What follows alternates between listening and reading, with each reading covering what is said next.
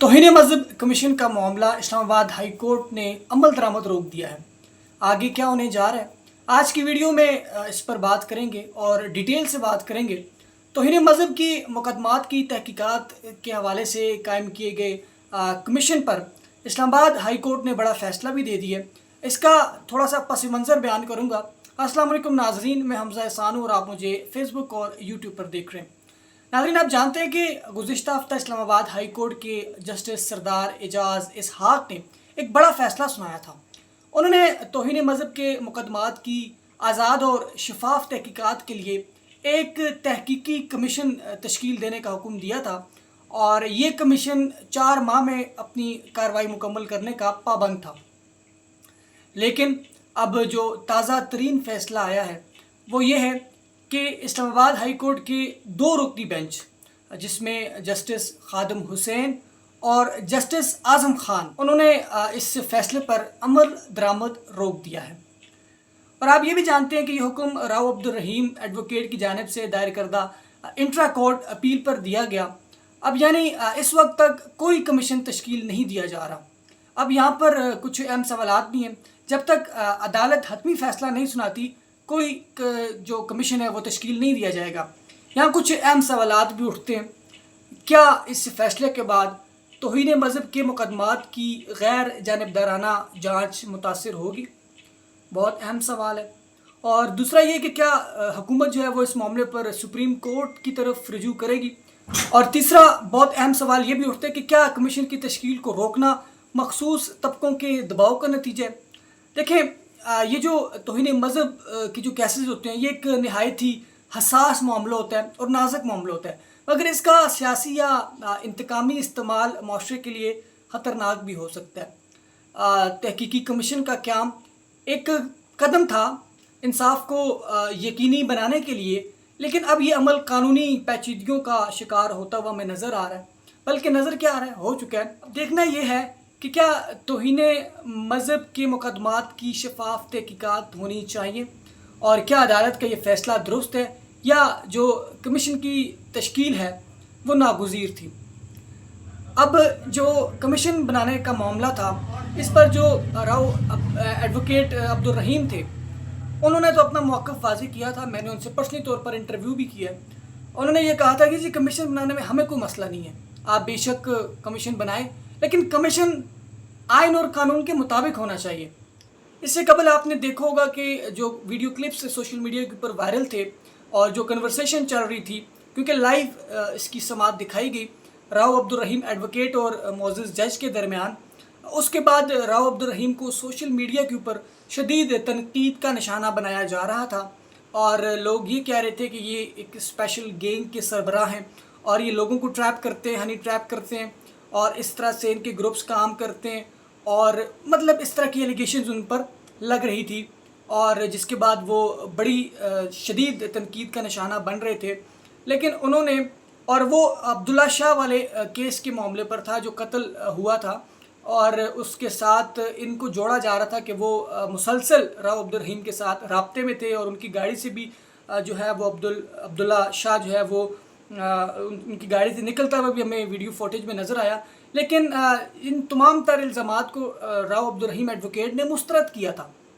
दूसरी जानिब ये मामला जो है वो इतना संगीन था कि इस पर तमाम जो मजहबी जमातें हैं उन्होंने इस पर आवाज़ उठाई। ना सिर्फ आवाज़ उठाई बल्कि मुख्तलिफ़ मकामात पर पाकिस्तान के उन्होंने सेमिनार्स कंडक्ट किए और जो अदालत का हुक्मनामा था उसको वाज़े तौर पर मुस्तरद किया। और ना सिर्फ मुस्तरद किया बल्कि अपना अगला लाएमल भी बताया कि अगर जज ये अपना फ़ैसला वापस नहीं लेते तो नताइज जो हैं वो संगीन होंगे। इसमें बड़ा अहम किरदार जमात अहले सुन्नत का था। उन्होंने तमाम सियासी जमातों को और मजहबी जमातों को इकट्ठा किया और जो जजमेंट थी उसके जो 10 नुकात थे एक को भी तस्लीम नहीं किया और सबको मुस्तरद कर दिया। जो जजमेंट थी वो आपने देखी होगी, उसमें बहुत सारी चीज़ें ऐसी हैं जो वाकई काबिल कबूल नहीं है। जैसा कि अगर कोई शख्स जो है वो तौहीन मज़हब का यानी तौहीन रिसालत का या इसी तरह तौहीन सहाबा का या तौहीन मज़हब का सिंपली अगर हो जाता है, उससे सरजद हो जाती है तो उसकी नीयत देखी जाएगी। اب یہ بہت ارریلیونٹ پوائنٹ ہے، اور یہی اگر بات عدالت کے اندر ہو، کوئی بندہ توہین عدالت کرتا ہے تو جج صاحب کیا آپ اس کی نیت دیکھتے ہیں کہ کس نیت سے وہ جو ہے وہ کر رہا ہے توہین عدالت کی؟ وہاں پہ فوراً جو ہے وہ اس کے خلاف فیصلہ سنا دیا جاتا ہے. لیکن جب بات مذہب کی آتی ہے، ناموس رسالت کی آتی ہے، ناموس صحابہ کی آتی ہے، تو وہاں پر ہم اس کی جو ہے وہ نیت دیکھیں گے کہ وہ کس نیت سے توہین کر رہا ہے. تو یہ بہت ارریلیونٹ تھا. تو اس پر پھر تمام سیاسی اور مذہبی جماعتیں، اسپیشلی مذہبی جماعتیں جن میں جماعت اہل سنت، TLP، JUI، جماعت اسلامی اور دیگر جو مکاتب ہیں، ان کے لوگ جمع ہوئے اور انہوں نے اس ججمنٹ کو مسترد کیا ہے، ہائی کورٹ کے اس فیصلے کو مسترد کیا. اور اس کے بعد پھر اپنا اگلا لائحہ عمل بتایا کہ پہلی بات تو یہ کہ کمیشن بنتا ہی نہیں ہے اس پہ. پھر تو آپ، یہ تو وہ والی بات ہوئی نا کہ پھر آپ 302 پہ بھی کمیشن بنا دیں. ٹھیک ہے، ہائی کورٹ کے اندر یا انفیکٹ سپریم کورٹ کے اندر اگر کوئی اس طرح کا کیس جاتے تو پھر یہ تو آسان حل ہے، ہر کیس کے اوپر کمیشن بنا دیں. تو کمیشن حل نہیں ہے. 302 میں کمیشن بنا دیں، باقی کیسز پہ کمیشن بنا دیں. اور دوسرا یہ کہ اگر کمیشن بناتے بھی ہیں تو وہ آئین اور قانون کے مطابق ہونا چاہیے. تو بہرحال آج اس کمیشن کو بنانے کا جو فیصلہ تھا ہائی کورٹ کا، وہ دو رکنی بینچ نے آج مسترد کر دیا، واپس لے لیا. اب دیکھنا یہ کہ آگے کیا ہونے جا رہا ہے. اور یہ جو اتنا حساس معاملہ ہے، کیا اس پر فریق جو ہے وہ حکومت کو نہیں ہونا چاہیے؟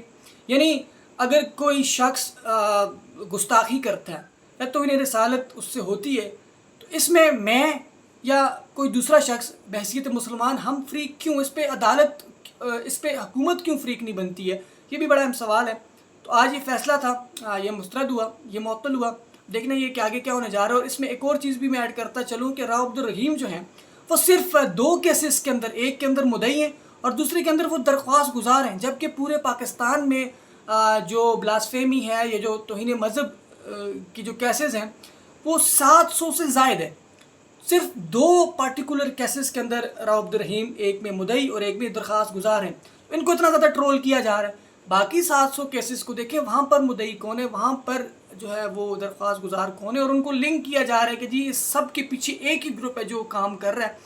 اور 1-2 کیسز میں اس طرح کا معاملہ ہوا، ہنی ٹریپس وغیرہ کا، جو گروپس کے اندر رینڈملی ایڈ کیا جاتا تھا اور پھر کوئی فیمیل بلیک میل کرتی اور اس طرح کی ساری چیزیں ان کو کرواتی تھی اس سے.